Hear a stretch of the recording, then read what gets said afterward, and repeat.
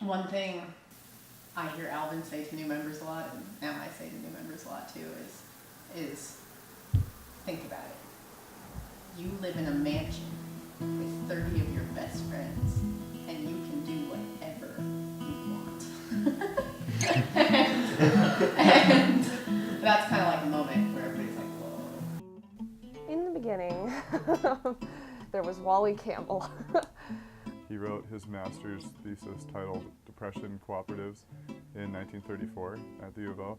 And I don't know, a year or so after he graduated, which would have been around 1936, 1937, so somewhere around 37 or 38, some of his classmates were inspired by his thesis and decided to actually start a housing cooperative here on the University of Oregon campus. And they called it a social experiment because they just thought it was such a crazy idea. And it kind of was, at the time.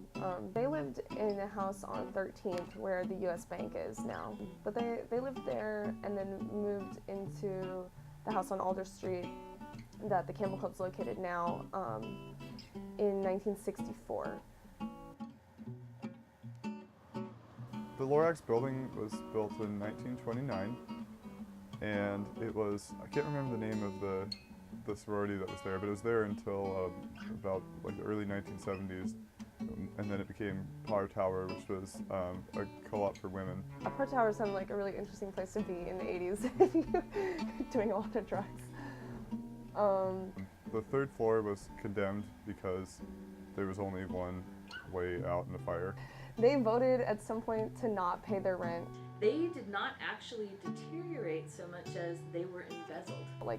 They did all kinds of crazy drugs. At that point, the house had a really, really bad reputation, and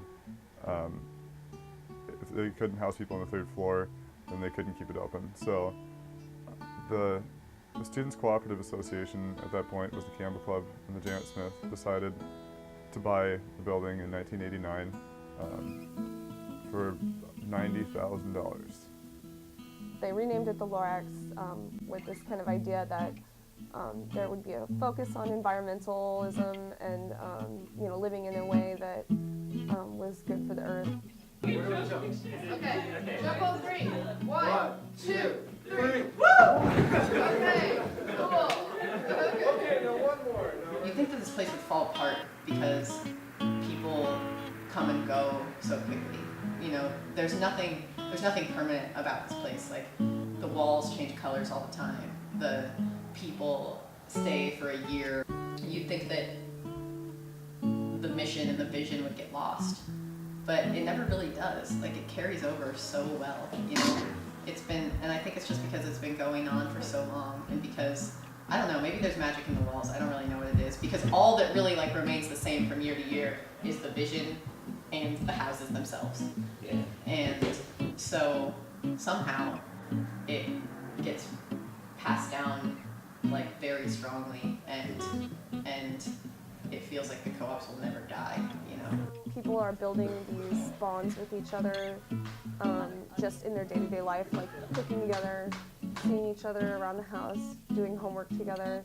I think it's a little more freeing in these co-ops because so many people from diverse backgrounds are coming, and you have just clashing of ideas. You can't help but question each other and feed off of that. I think living in the houses, you're exposed to a lot of different ideas that maybe you had never thought about before.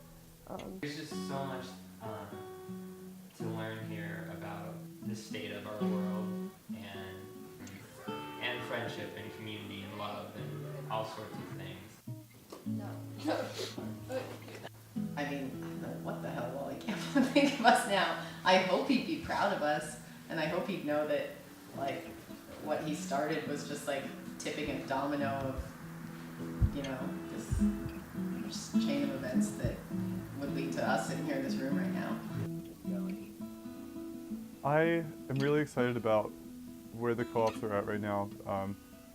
There's so much exponential increasing interest in them all the time. We are an autonomous community, and we can continue to mold it how we want to, and expand it how we want to.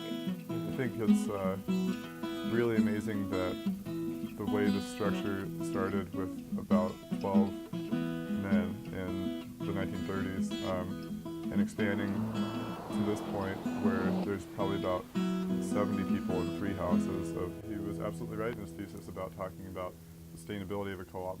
And it still feels like so strong and so powerful, and there is like absolutely no reason to think that that will ever go away.